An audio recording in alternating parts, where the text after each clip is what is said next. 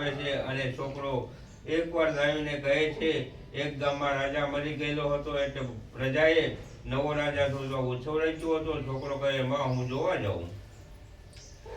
ના બેટા, આપણે શું જોવું છે? તોય છોકરો વાખડીએ ચાલીને ગયો. છોકરો રાજસભામાં બેઠો છે. ગામ લોકોએ આટલી સળગાઈ, આટલી જોતી જોતી ગઈ અને છોકરાને ફૂલમાળા આરોપી. ગામના લોકોએ છોકરાને જાપાની બહાર કાઢી મૂક્યો. આખરી ફરી શણગારી. આખરી ફરીથી પણ પેલા છોકરાને ફૂલમાળા પહેરાવી. ગામના લોકો કહેવા લાગે કે આપણે ભૂલે છે, ચૂકે છે, કે ગંદુ ગોબુ છોકરું રાજ્ય શું કરશે? આટલી કહે છોકરું કરશે એવું કોઈ નહીં કરે.